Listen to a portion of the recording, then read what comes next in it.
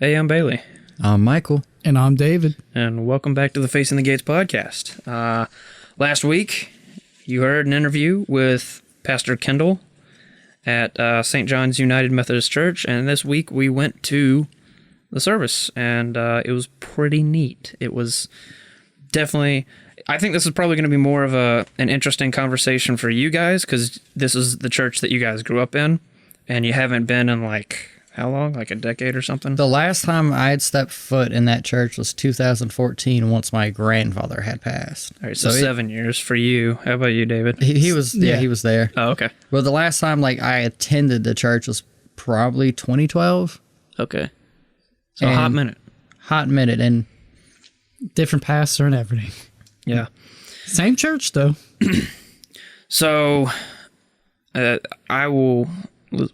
let's talk about the architecture, I guess. It's new to me because I've never been in a Methodist church, but you guys, it's full of nostalgia. it's what harpened my love of old church buildings. Yeah, it's a beautiful church. When was it built again? Like 1845, at least, because it's part of the Historical Society. Uh-huh. So it has the plaque. It's 1845 to something. Michael, at least on that plaque, so that's what I'm guessing. I'm looking it up. Michael's doing a fact check for us.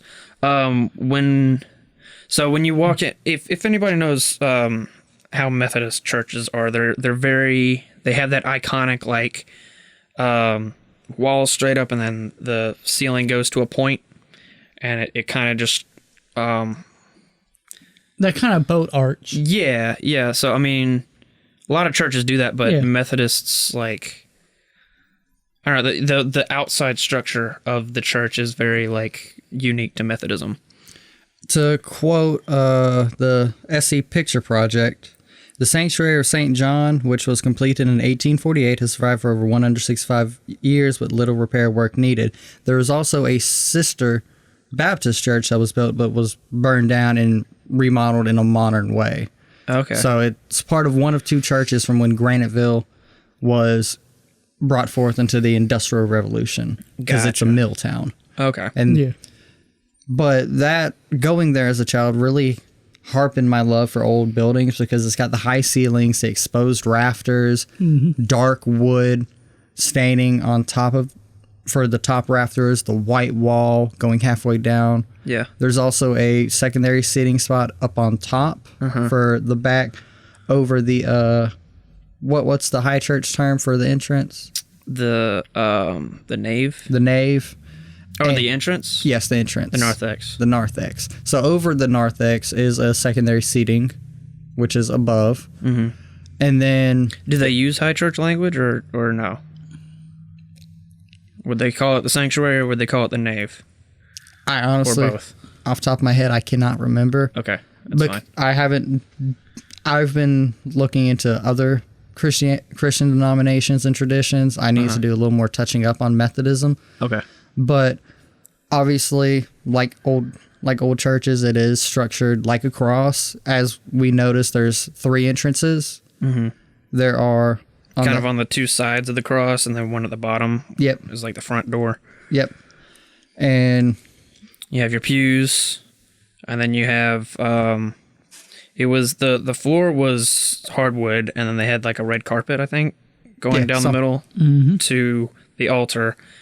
We sat in the back, so I didn't maybe see all the specific little details, but they had the flags. They had American flag and South Carolina flag and Christian flag, and there was another flag. I didn't know what it was. Maybe it's a Methodist flag. I want to say it is a Methodist flag. We could be mistaken. Yeah, might be wrong. Sorry. And then there's the original windows on the side, which are done kind of in a diamond pattern with small panes of glass instead of one large sheet. Yeah. And there's modern conveniences like AC. It was very comfortable in there. Yeah. A lot different than when I was a kid. All right, that AC was 50% when I was a little one. And there's been some things that have kind of brought it more modern. I feel like Kendell is accepting of technology like that. And there's 2 Bose speakers off the rafters that wore plenty for the size of the church and the acoustics, to say, because again, it has the rounded back end going up to the ceiling, the high ceilings, everything kind of moves out and over. And then once you get up top to your left-hand side, there's a grand piano. Yeah. Which I think that might be the first time there was like a real grand piano, not an electric bass one. Okay. And I could be wrong looking back and remembering a church, but I want to say that was the first like real grand piano with the long open top. Yeah. They had the pipes on the walls for the organ, at the front of the church, towards the altar. And then they had a couple of like golden crosses at the base of the altar. And then at the pulpit, you have your pulpit, and then they had the altar behind that. And then they had the stained glass windows behind that. Yep. Yeah, not huge stained glass, but nicely done. Yeah. Yeah. And it was a very quaint. Yeah, the main thing is with it being all open windows and everything, just natural light comes in, and also the chandeliers. Did you notice? they were Yeah. and Yeah. on them, Those have been there for a while. if I remember, there's 3 symbols on the ones on the sides of the wall. One represents the Father, Son, and the Holy Ghost. One's a diamond, which represents a star. One is the cross, and I can't remember what the third one is. Mm-hmm. But I do remember that from a little youngin. Mm-hmm. And it's just a really quaint, antiquated building, but it's aged well, in my opinion. And it's a classic church doesn't really go out of style. Yeah. yeah, and it's simple. Yeah, I don't mean this in a bad way, but it felt like when I was stepping in there, I was stepping into a different time period. Yeah. Mm-hmm. And I got that same feeling stepping into the Anglican church. And and this speaks highly upon the Catholic church we went to due to their very poignant restoration and building. Mm-hmm. I felt like I was stepping into a different time period, stepping into Catholic church too.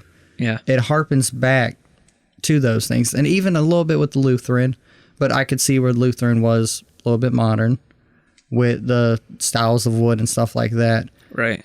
But to me, that kind of sets you away from modern correlations and allows you to step into a different place and in your head wrap that around with worship. Yeah, so it's like a separate, you can tell it's a separate place from the outside world and the buildings you would go into, like McDonald's or something, you know, or like a mega church. Because if, say, it's different type of things going on there, they have their community buildings or they have the little school. Yeah. So what does the architecture kind of communicate to you guys? When you go in there, what vibe does it give you? What does it make you think of? Partially history, which, you know, that I'm very historical focused. Mm-hmm. And kind of tradition in that history of this is how they were built. This is why they were built like this. And this building has stood for this many years because of this and in spite of this. Yeah. And in the United States, that's a very old building. Yes. Mm-hmm. If you were to go to like somewhere in Europe, they'd be like, "Oh, well, that was built like yesterday." Yeah. They have like thousands of year old like. But they also had buildings for thousands of years. Right. Yeah. And it harpens back to, because there's a lot of in the area we live, a lot of people are either church shoppers or one church for life. Yeah. And there is no in between. That's like the most people. Either they go to the same church because they go to the same church because they go to the same church, or they're constantly changing. They're constantly hopping between churches. Yeah. And don't get me wrong, there's nothing wrong with either way, but you can tell that this building has been used for over a century and appreciated. I think it's important because somebody could say, "Oh, well, isn't that exactly what you guys are doing, church hopping?" Well, on some level, we're not really, quote unquote, shopping to figure out what's going to be our church home. We're going to learn, number one, and number two, in the event that we decide to join a church, at some point we would know what they believe and why, and that's, in my opinion, way more important than just going to church just to go. So in my mind, it's important to understand what you believe and why, and go to a church that agrees with that. Don't go to a church just so that they can serve you, so that they can, because you like what the pastor has to say. Yeah, and I think Pastor Kendell really put it well in his interview, is take the consumerism out of church. It's not there to serve you. It's there for you to worship. Right. And through that worship, things can be done, but that's not what it's there for. You don't go there and go, help, help, help. You go there and be thankful for what you have, and through that and through your faith, you can be helped. Yeah. I mean, obviously, you know, if you're in need, they'll help you. But obviously, but you just don't go there when you have a problem. Yeah, don't use them, basically. Yeah, and that's why I wanted to bring up, there's nothing wrong with going to different churches if you are unsure, because there are some people who would theologically agree with some churches but resent the service.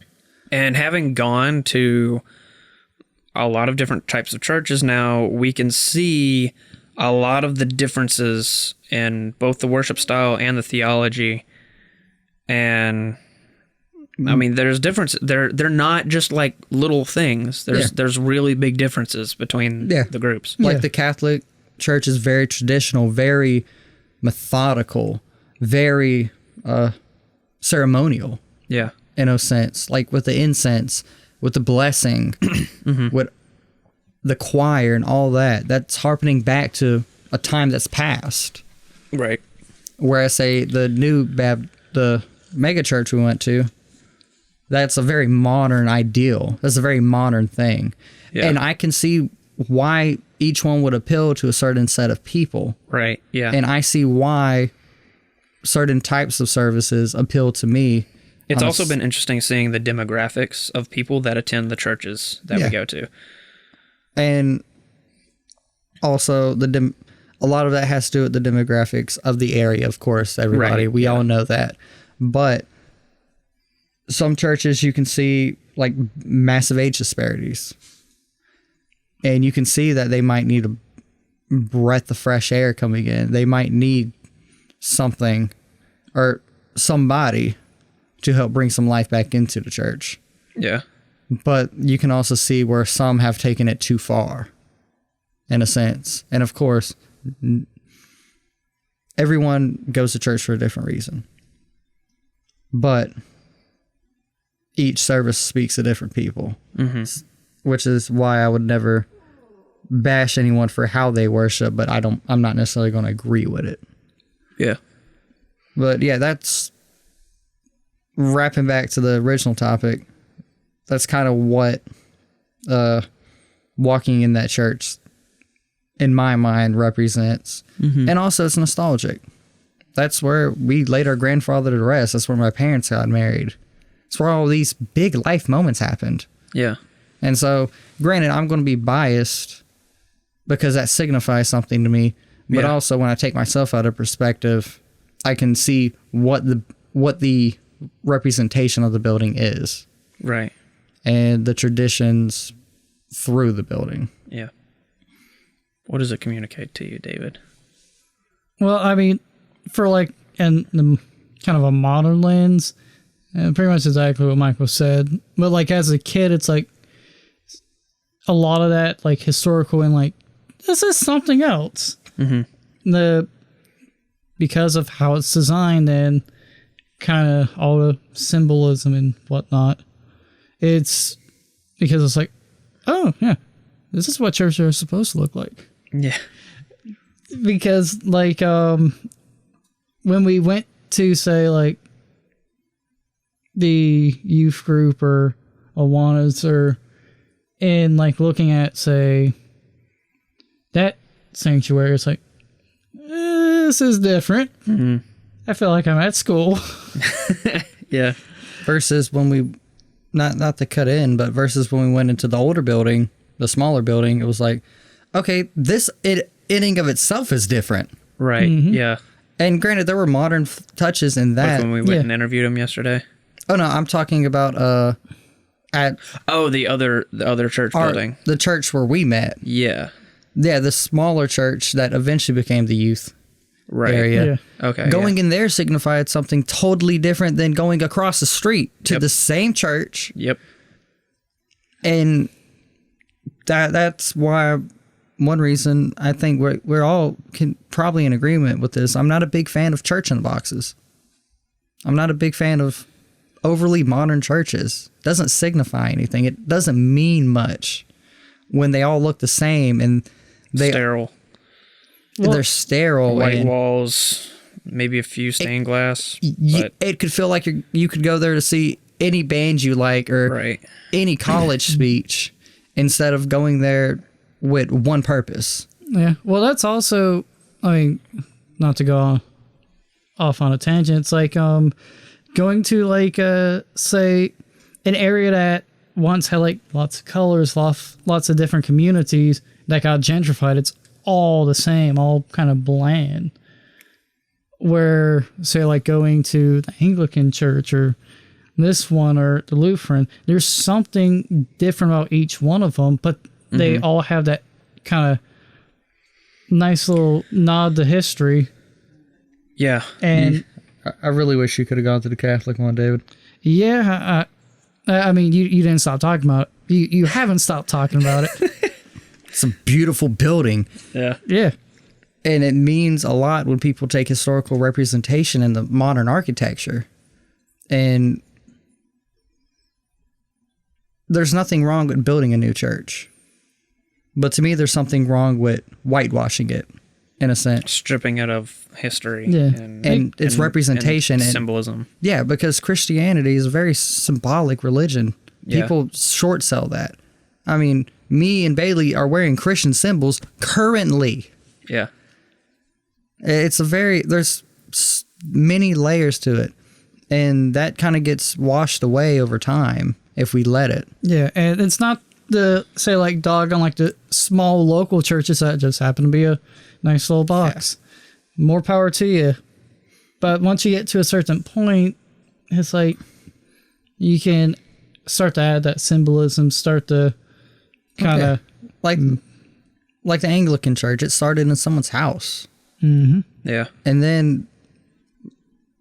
They got, like, a hand-me-down building, basically. Yeah, and they made it their own.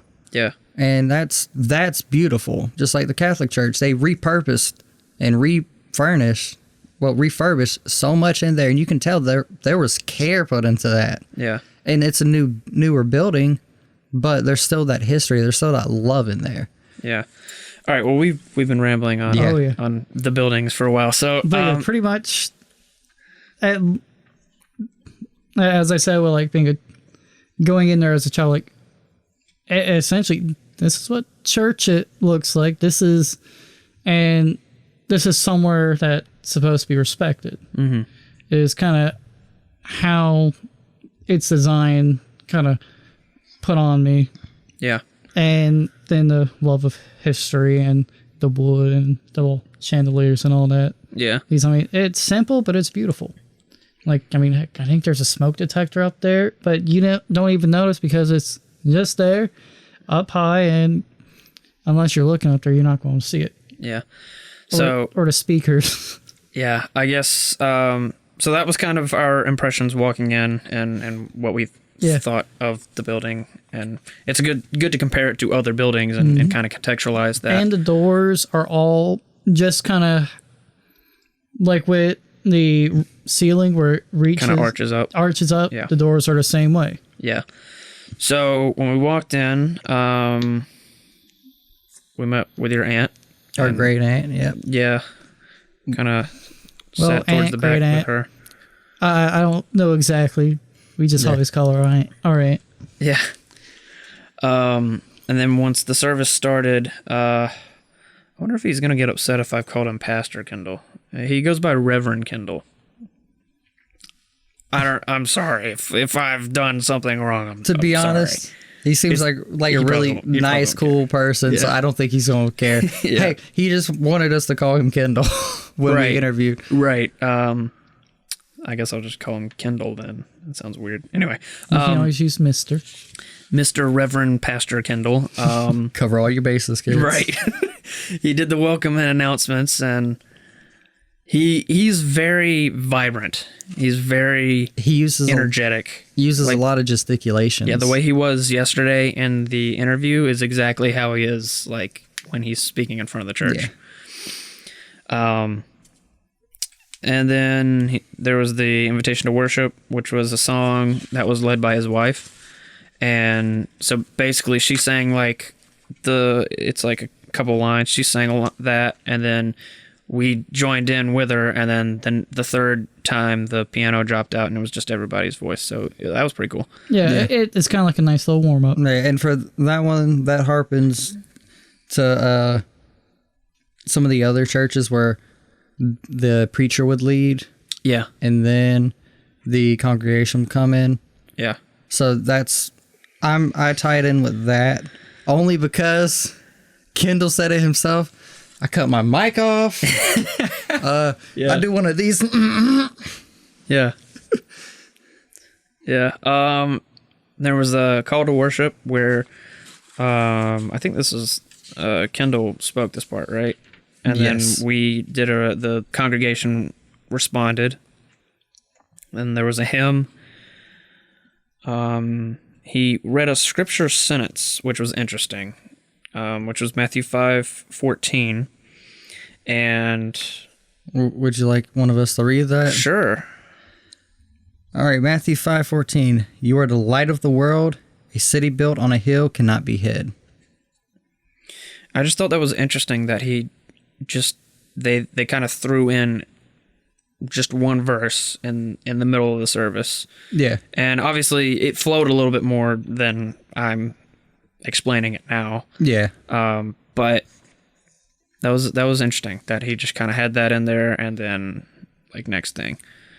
Then we recited the Apostles' Creed and the Gloria Patri.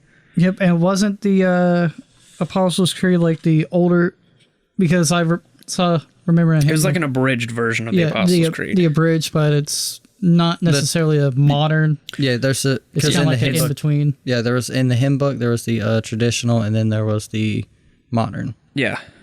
Yeah, it was the traditional one in that hymn book. Yeah, well, there's both in the hymn book, but we said the shorter one.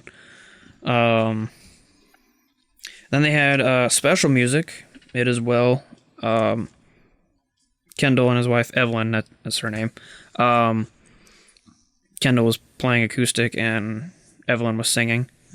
And then for the chorus, everyone joined in. Yeah, it was interesting because it was my old church that I went to would do this every now and then. They would have special music. They would call it the same thing. Basically, it was a performance by whoever they have for that week, but I mean, they're good. She's a good singer. He's a good guitarist. Yeah. I don't know what else to. Yeah, it's better singing than we've got at some churches. Yeah. Some people don't know how to sing. And real quick, with the hymns, we've been at some churches where the hymns were a hot mess. Mm-hmm. Tone deaf and couldn't stay on tempo. Offbeat as all get out. This one, they were a lot more on beat in tone overall. Yeah, compared to some of the churches we've been to. Mm-hmm. Yeah, I mean, if you feel it, sing it. Yeah, don't care if you can carry a tune, just do it. I care if you can carry a tune, but anyway, I will say, I think Kendall would disagree with me and you on that one. But they were all on beat, and that's impressive. Because some of them been a hot mess. Then there was the pastoral prayer and Lord's Prayer. He kind of gave us a moment of silence to. It's kind of like a little meditation, and then which some people are afraid to say meditation. Well, it's because it has this like Eastern context. Yeah. Yeah, but when you look at But- monks, no matter the religion, Right. I mean, it's there's constant meditation. everyone meditates. Yeah. So, Yeah, And I'm just glad to hear that with some churches. Because like, yeah, now where it's been around forever. yeah. and I've noticed also in like a lot of the higher churches, there is that moment to sit there and to recollect. Reflect. Yeah. And I think that's very important instead of just jumping right into prayer like some churches do, to sit there and to think and to, Clear one's mind. yeah. Yeah. And I looking at a lot of more contemporary churches that don't do that, and I think they should. Yeah. It kind of creates a more reverent atmosphere. Yeah. So then he led the Lord's Prayer, and then they did the offertory. Then there was the Doxology, passing the peace. What was that? You remember that? Cool. I don't remember If what I that was. remember, it's when I'm guessing when everyone kind of Oh yeah. When Oh, right. That was like a greetings thing. Yeah, which is weird. congregate. Well, okay, that's weird to me because when at the church I grew up in, they would do announcements and then they would do greetings. So it's like you would greet people like early on, but this is like in the middle of the service. Like now you greet people. That was a little weird to me. Yeah. But And, I mean, but, you're like, also already even before like church officially starts. yeah. I mean, you're already greeting people when you Yeah. walk in anyway. So I don't know. That was just a nitpick. Yeah, I like the sentiment though, Yeah. because it's like, oh well, I didn't see them or they came in late. They look new. Yeah. Let's welcome them. Yeah. Yeah, which we did have a lot of people welcome us, and As- some people recognized us once they knew who we were. As soon as they saw us talking to our aunt's like, yeah, And I a lot, felt like that's the the third friends. wheel because I was like, yeah, I'm just tagging along. and a lot of people were, when we explained what we were doing, they were interested in it. Yeah. Which, That's cool. yeah, some churches they weren't so interested in it, Yeah. and others they were overly interested in. But this was like a good middle ground. Uh-huh. Or they're not like too intrusive about it. So then they And I had have to say, for like getting the offering for like tithe really quick.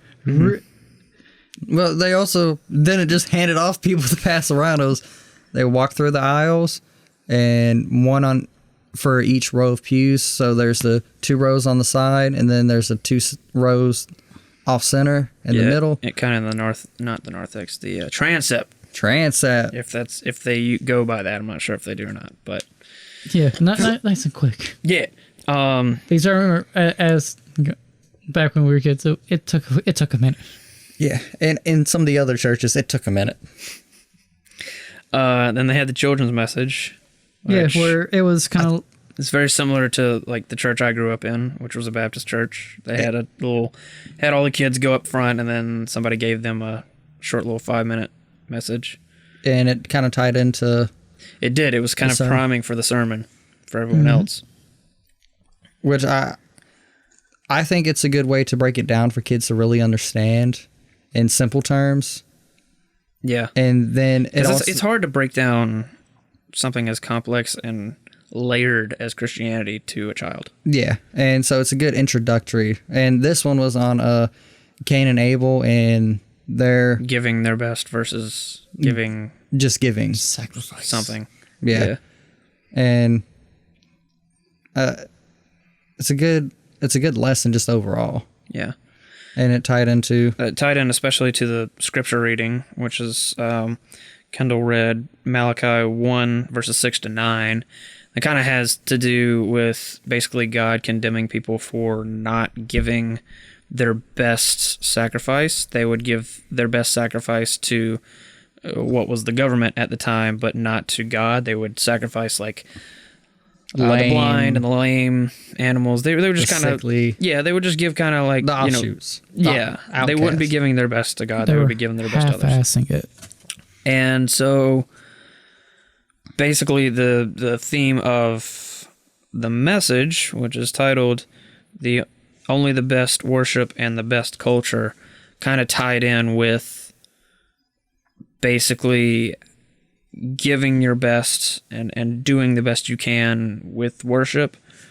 And culture I thought he was going to talk about culture wars, and I was kind of hoping he would, to be honest. But he was talking more or less the difference between world cultures and Christianity culture is kind of a different thing, and it's a subset within our culture, using its own language and stuff. And basically, we should preserve that and try and help other people understand it. Yeah, instead of trying to be influenced by the outsiding secular culture. Yeah, and he also instead of culture vultures. Right. Yeah, and he also tied it into a real life experience. Mm-hmm. Where going to a coffee shop, what the fuck is a grande? Yeah. What is a triple mocha frappuccino with soy milk? I don't know any of the words you just said because I don't drink coffee. When I drink coffee, I drink black coffee.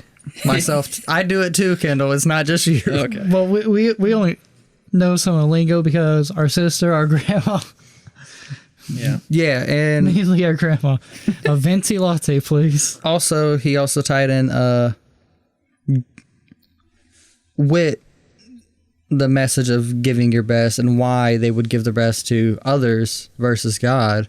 He tied that into him being a new preacher, his first week. Yeah. And I like how he fused like kind of trying to explain the cultural context with the modern context and something people can relate to, and doing it with humor. I think he was a really good preacher. Yeah, and as he said, my first week, I was just worried about you guys approving of me and accepting me in. Yeah, because he just started there a couple weeks ago. Yeah, and I also like how he tied in what his wife said, which God already approved you.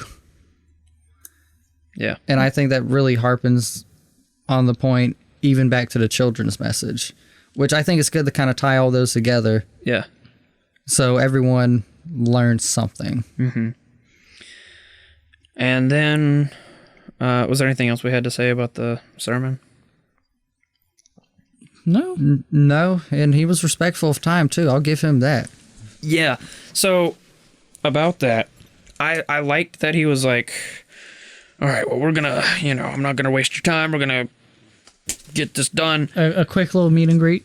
Yeah, I on one hand, I appreciate that. On the other hand, it was just a personal opinion. It was a little annoying how many times he brought it up, saying like, okay, we're going to be quick. We've got 5 more minutes. Okay, like 3, 2, like it was a little he didn't do literally that, but he brought it up a couple times. And to me, I'm like, okay, well, you're coming to worship God. You are sacrificing your time. Are you really giving your best if you're trying to rush out the door? Yeah. So, I mean, but also he was like, God is a God of order. Okay, yeah. I get that. So it's kind of two sides of the same coin. Could also be nerves. Yeah. Because he is a very animated character, and there with any new church or occupation you take in the world, you're going to have growing pains. Yeah. And so I would like and this is just me personally, I'd like to go back in 6 months or so see how it has evolved. And see how he has evolved, the church has evolved and all that. Yeah. Because this is the first time where we have a still wet behind the ears person at a church. Because we've had people who are a little bit new, and then we've had people who have been there for a while. Yeah.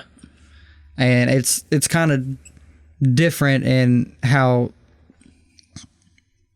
you perceive and how in the energy put off. Yeah. Because it could be just nerves versus, let's say with some of the others, you could see where they were poignant because they had the experience of that church. Yeah, I like when there's like a structure and purpose and formulaic design to the service, but I don't like the regimented, okay, at 10:15 we're doing this, 10:30 we're doing this. Yeah. Like, that kind of gets on my nerves. I think it should be a little bit fluid, and when you go to church, you shouldn't always expect to get out at 12 o'clock at the dot. Maybe it's 12:15, maybe it's 11:45. It just kind of depends on how things go. But I think people need to have a little bit more of a flexible mindset when they go to church instead of just being like, okay, I need to be out by now. Yeah, which that's not necessarily a pastor problem, but a church culture problem. Right. Because, being new, and I'm not criticizing him. It's just a broader thing within this kind of subsect of Christianity. They expect to be out like you're Baptist and Methodist, or like, all right, 12 o'clock, I'm done. Like I got lunch at like 12:15. But heck, half the time I went to a Baptist church, we were in there till 1, 2 o'clock. Yeah, because the preacher wanted to shut the hell up. Yeah, some of them, but that's the other problem is some of them will just go on and on and on. Like, okay, just come on, just a little bit, like, be succinct. You don't need to have a 3-hour long sermon. Your sermon should be long enough to convey your point, but also short enough to keep it to the point. I've really liked a lot of like the 15-20 minute sermons that we've gone to, because they can pack a lot in that 15-20 minutes, whereas if you're sitting through like a 45-minute sermon, it feels like you're sitting through a TED Talk. And you forget most of it, and you just blank it out. Yeah. You're not going to remember like all of it. That's like 15-20 minute ones. It gives you enough to kind of digest. Right. Within a reasonable time frame, but it's like, as you said, watching TED Talk, your mind's just trying to chew through all that information. Yeah. And its jaw is just hurting. Yeah, I mean, that's like the earliest one that I really remember is, and I don't remember how many weeks ago this is Trends, because it was short, to the point, and it conveyed the message in a way that stuck. Yeah. Without being, yeah, man, I'm just going to sit up here, I'm going to talk for 45 minutes, maybe an hour. Yeah. And so I think you got to find that sweet spot depending on the message. Yeah. Yeah. It depends on the message and who's delivering it. Yeah, and if the church community is like really stringent for the time, it's like work with that at first, but then slowly wear that down. Yeah. Because it's all about the church culture as well. Right. Yeah, I'm not trying to criticize Kendell for that specifically, because I do realize like that is a cultural thing. And that's I want to say his previous sermons touched on church culture and stuff like that.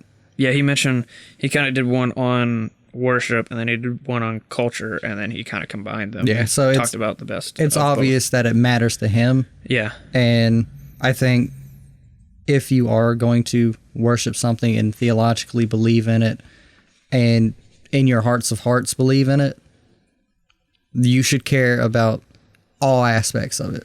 Right. And so that's one thing that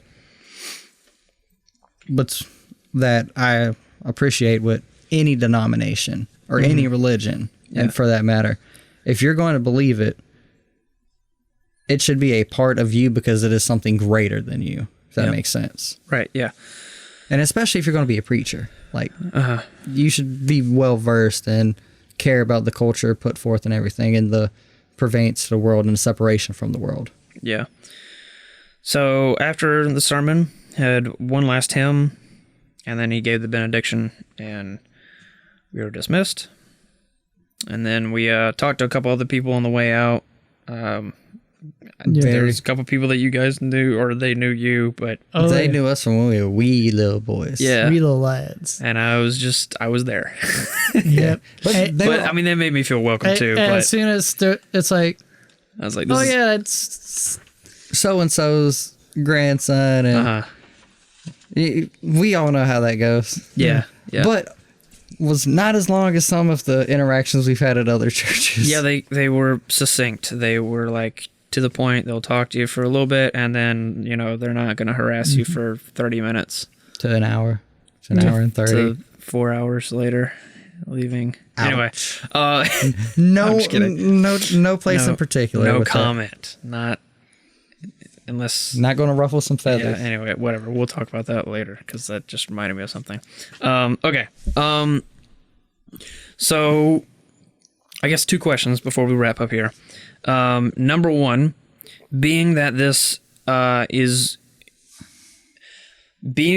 kind of the church that you guys grew up in, and being that it has been a while since you've been there, how are your thoughts on how it compares now to then, and also how does it compare to the other churches that we've been to? From what I remember as a kid, this is a lot better, a lot more concise, a lot more to the point. And they're kind of a breath of fresh air. Yeah, Kendell seems to be pretty lively compared to what you guys were telling me about before. And it seems like a lot of people... And a lot of the other people in the congregation were like, yeah, this guy's way better. Yeah, we got food afterwards, and someone came up to us. Yeah. And he said... We went to a different place to eat, and... Yeah. And he said he's a breath of fresh air, because the old guy was a slog. His precise words. Yeah. And... slander. I think they're... And I know I have harped on emotions and energy in services, but I think there's a good middle ground you can find. Yeah. Because you should feel a type of way about your religion, but you shouldn't use that to manipulate. Right. And he utilized it in a good way. And he utilized it to bring it back to the real world. Yeah. To the world we inhabit. You mentioned in the car, he was kind of like, if you were to compare him to other pastors we've met, he's kind of like the energy of Pastor Mark from the Baptist Church and the, I guess, kind of knowledge of Pastor Trent. Yeah. Kind of like a fusion of those two. Still, he, how do I say that? Pastor Mark is like a car with a battery that's overcharged, like an electric car with an overcharged battery, just rapid fire in your face. Yeah. Kendall's like full charge. Yeah. Pastor Mark could be a little much. Yeah. Where Kendell, you can tell he's just passionate. Yeah. About what he does. And definitely jacked up on coffee at all times. Drinks it black, everybody. If you go, drinks black coffee. Dude, he's going to die like 20 years young because his heart's going to explode. Oh no, it might just keep going. just keep drinking coffee. Yeah. I mean, coffee's bad for you, but it's not too bad for you. He'll be like Fry off of Futurama. After he hits that 100 cup, just enlightenment. Time freezes. Yeah. What about you, David? Yeah. I mean, Michael said a lot, and to me, it's kind of like that in between, because there's like the super contemporary, like the mega church and the Pentecostal, where it gets more contemporary, and then there's, say, Anglican, Lutheran, and Presbyterian that are more formal. That are super formal. This one's kind of in between. Yeah. And it'll be interesting to see, once those growing pains wear off, which direction, if it goes more one way or another, or if it's like grabbing a little bit more from both of them, taking the best aspects. Yeah, there's a few of these churches I more than likely will visit again, just for the simple fact I'd like to see how they progress, and how, if they withhold or if they change, because I feel like a couple of them are going to change. Yeah. Where this one, I know this one's more than likely going to have some changes, because new preacher, new viewpoint, new energy. Yeah. And I'm very interested to see how Pastor Kendell progresses in his pastoralship. Yeah. And how the church progresses too. Because, again, this is a very significant place in the area and in our personal lives. And so even though I'm agnostic, everybody, it's still a place that holds meaning and holds something greater. Mm-hmm. It's a big ball of sentimental nostalgia. Yeah. Yeah. So, go ahead. Overall, I think he's doing a good job, and everyone seems to appreciate what he's bringing on the table. Yeah. Which says... it's a good thing. Says a lot. Yeah. Because, and now granted, that's not everything that matters, because we've been to some churches where the congregation might not necessarily like the preacher, but I sit there and I respect what the preacher's doing because it's holding towards the traditions of that denomination. And so it's one of those catch-22s. Yeah. where it's not everything, but if you can do something concisely and withhold what you believe in while still having people appreciate what you do, it says a lot. Yeah. Especially in small town America. Yeah. All right, so the other thing is, considering the interview from yesterday, how did that kind of inform the service today? What do you think? I think you mentioned that he kind of used some of the same phrasings that we used in the interview, like in his sermon. Yeah, I'm not like it's not okay. It's okay to not know. Yeah, and that was something that we all kind of agree on. It's okay not to know. I think his philosophy of wanting to understand theology, but it's okay to not know certain things. I think his philosophy about that extended into the service itself. Yeah. Because he wants to communicate to people that, like, you need to understand what you believe and why. Yeah. But if you don't know, it's okay to ask. Right. And I like that he's encouraging of questions, and he's not afraid to... he doesn't shy away from the big questions. Because a lot of pastors are kind of just by the books, like, just do the thing and then get out. Yeah. And he also accepts that in a modern world that a lot of what you do in a church is seen as fucking crazy. Yeah.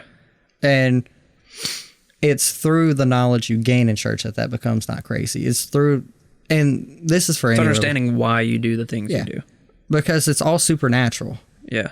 There's real world implications, but in the end of the day, it's something you can't necessarily explain, and it's embracing that. And again, embracing the culture, which again ties back into the sermon. And when he talked about that's a certain thing being scary, a scary phrase or something like that. I can't remember the exact wording, but there's some uncomfortable things in the Bible. Yeah. There's a lot of uncomfortable things in any religion. Yeah. And Well, that's okay. yeah. Well, it's going to be uncomfortable. There's things in life that I are think he said that uncomfortable. about sacrifice. Oh, yeah, yeah. Yeah. He was talking about... Yeah. Because he's like, animal sacrifice. And It's not the That same we're- as the that way we're we not- use sacrifice yeah, today, like as he sacrificing said, your time. we're not familiar with that. At least I hope y'all aren't. Yeah. Yeah. And again, he did a good job of tying things with their historical context, but in tying them into things we can understand what our context. Yeah. I think he's a good blend of, like, information and Relatability. and just overall, like, entertainment to kind of keep your attention, but While still he's conveying still the message. educating you while it's edutainment. So, I mean, if he seems like the type of dude that if you were in high school and he was teaching in class, you'd be entertained. And yeah. you would actually learn something. Where we've had some teachers where they're an absolute slog, but they know exactly what they know. Yeah. And then we've had some that were the most entertaining teachers, but they were dumbasses. Yep. So I think he's I could name a few names, but I won't do that. he's getting that middle ground. Yeah. And that can be a good tool. And so hopefully he keeps pushing forward in his pastoralship, his seeking of knowledge, his existential journey, as he says, and wish him all the luck and all the best. Yeah. You got any thoughts, David? You weren't even there for the interview, so I can't even ask you the question. Slacker. Yeah. Actually, it's not your fault because you're AC. We need now. AC, guys. It get hot here. Yeah. I mean, right now it's feeling nice, but give it a few hours. It might. David is slacked on like half the interviews. Yeah. Mostly unintentionally. Yeah, I guess. Well, the one Maroney shot. I forget. One was AC. One was travel. Yeah. Yeah, one Well, was it travel. wasn't necessarily travel, but And one was I he got was a just flock. slacking. yeah. Yeah. I got a flock of animals I got to take care of. Yeah. But All right. Well, overall, I think it was obviously very different. yeah, it's definitely. and for reference, I would have rather gone to this one earlier than, going like after we've gone to like a Catholic church and all. Because the idea was that we would slowly get into the more historic and traditional services.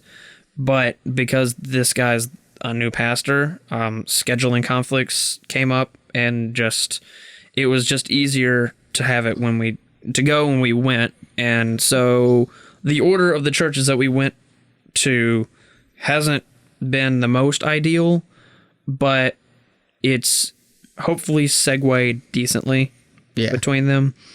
And it also kind of, the reason I put this one at the end is because it kind of brings it full circle for us. Yeah. So it's good to kind of get that variety and then go back to, I guess, something that, you guys are very familiar with. I'm familiar with a lot of it. So, yeah. Yeah, and it's kind of it's a refreshing experience compared to some of the churches we've been to. Mm-hmm. But going to those other churches made me appreciate this one a little more, while also made me understand a little more about like the Apostles' Creed and things like that. Made me understand why they're done. Yeah. And so I think even though this one we would have liked to put it earlier, in context, it helps, like, say, me and David, and maybe you understand why some of these things are done. Yeah. And the representation they have and all that. Yeah. So I think it's a good one to round everything out with. Yeah. But it's overall good experience. And Pew Review. They're pretty old pews. They're not the most comfortable, but they're also not the least comfortable. My back doesn't hurt. They're nostalgic for me. Yeah. I wasn't hurting for a squirt when I was done. The nice dark wood. Yeah. It also wasn't an auditorium chair, so. Right. It was so it's like a pew with a little bit of a cushion, but I forget which one of you guys said it. They were like, yeah, those cushions are probably original from 200 years ago or whatever. Or well aged. Yeah. They've been sat in before. They're well seasoned. Well, they're vintage. Also, hipsters love them. Pastor Kendell brought this up. Got a website? Yeah, they got a website. I'll put it in the description. And if you happen to be interested in any of the sermons, I think he's going to put those. He's going to have those up there. He's got a link to his podcast on their website, which is their sermons, his sermons. Yep. And so if you want to go on there, maybe I don't know if they recorded this one. I mean, he has it wired, so you might have. But you can listen to this one. It's called Only the Best Worship and Best Culture. So if you want to re-listen to the sermon we listened to and join in on the conversation. Yeah. I mean, I don't see why they weren't recording it. Yeah. Yeah, and see, my favorite thing was, I know this is crazy to say in 2021. Uh-huh. But we got a website. Yeah. Yeah. That just goes to show how far they've come, I guess. So, is there any final thoughts before we wrap it up? Not really. I enjoyed the service, enjoyed seeing family members that I don't see often. Yeah. And kind of refreshing to step back in there from last time I was in there as a little edgy deist/atheist teenager. Yeah. To who I am today. And it's kind of refreshing. And it definitely, Kendell, you're definitely a breath of fresh air in that church. Yeah. And so, again, wish you and your wife the best, wish the church the best, wish everybody there the best. Yeah. And same goes out to all the other preachers that welcomed us into their place of worship with open arms and open hearts. Greatly appreciate that. Each one of you guys have helped make this possible. Mm-hmm. And just overall, it's been a great experience between every church. Yeah. And all the conversations had, everything. Yeah. So, what about this little meta commentary right there? Yeah. What you got? You got any final thoughts, David? David's just gonna say, "Yeah, what Michael said." I mean, that's pretty much how this episode has been. You could just hear me waxing on poetically forever, can't you? We don't need David. Michael will just talk for him. Well, I was thinking, okay, what they think, and then Michael would say it in the car. I was like, dang it. Dagnabbit, I can't say that now. Yeah, well, people come to listen to Michael. Yeah, I guess. But yeah, it was quite nice to be back there for a nice little occasion. Yeah, for me it was a good service, but it was very much for me. I felt like in the back seat of this one. In a good way. I was like, we're going to this church, one, because we want to go to a Methodist church, and two, because for nostalgic sake, for you guys to kind of tap back into your roots and see, I guess, kind of relate that to kind of relate to how it was and how you are now, and kind of just kind of bridge the gap, I guess, kind of, I don't know how to put it, but yeah, it was good. It was, I enjoyed it, and I think a way to put it was see the flowers that the seed has grown. Yeah, kind of. Yeah. Sort of poetic way to put it. Beautiful. Beautiful.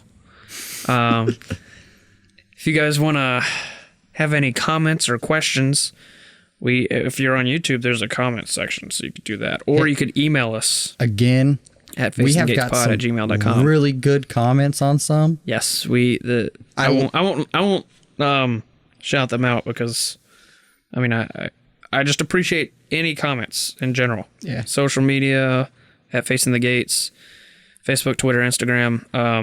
We've gotten good comments on social media, YouTube, email, and we appreciate you guys interacting with us because it's a lot more enjoyable when we have people involved with the conversations we're having, because that's one of the things we're going to continue to harp on is this is not just about us. Yeah, because we could do this ourselves and cut these mics off. We could do this without even recording it. Yeah. I mean, we kind of did that before we started. Yeah, and it's just maybe it's got a little bit more structure now, but anybody can have these conversations, and that's the beauty of it. That's partly why we're doing it, is so that people will have these conversations, and hopefully these will spark conversations for you guys. Yeah. And it'll teach us not to kill each other. Yeah. And to teach each other to, even throughout all our differences, political, religious, other, we can sit here and have a conversation. How to relate to people. And appreciate the other person, appreciate what they believe in. Yeah. Without jumping down their neck. Because we've heard some points that I disagree with, Bailey disagrees with, David disagrees with. I disagree. And we've heard some points that David disagrees with everything that we agree with, but say I might agree with Bailey doesn't. Bailey agrees with I don't. But I can appreciate that because we're having that dialogue. We're opening that book, and we're not just closing it on the finger. And so I think that's the main point for us for this podcast, is create that dialogue, and through all of our differences, through all of our journeys, we can come together and understand each other a little bit better. And not be assholes about it. Amen. And now that you understand just how awesome this podcast is, you should really give us a 5-star review, especially on Apple Podcasts, because that's the only one I know that lets you review it, but there's probably other ones.